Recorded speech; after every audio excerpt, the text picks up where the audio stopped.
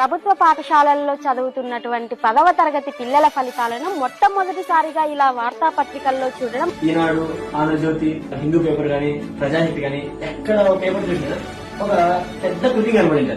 సగర్వంగా నిలబడి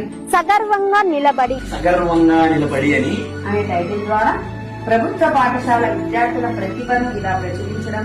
for the first time ఒక ప్రభుత్వ పాఠశాలలు ఈ విధంగా వేయచ్చు అనే విధంగా మన పాఠశాల విద్యాశాఖ వారు ఈ విధంగా క్లిప్పింగ్ వేయించారు. కేవలం ప్రకటనగా కాదు, మన ప్రభుత్వ పడుల గౌరవ గాథగా కనిపిస్తుంది. ఇది కేవలం టాపర్స్ అభినందించడం మాత్రమే కాదు, ప్రజలలో ప్రభుత్వ విద్యపై నమ్మకాన్ని పెంచే ఒక ప్రయత్నం.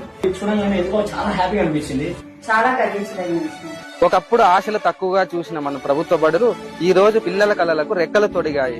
ఒక ప్రభుత్వ ఉపాధ్యాయులుగా మనస్ఫూర్తిగా నేను కోరుకున్నది ఒకే విషయం, ప్రతి తల్లిదండ్రులకి ఫస్ట్ ప్రియారిటీగా మన ప్రభుత్వ పాఠశాలను ఇవ్వాలని కోరుకుంటున్నాను.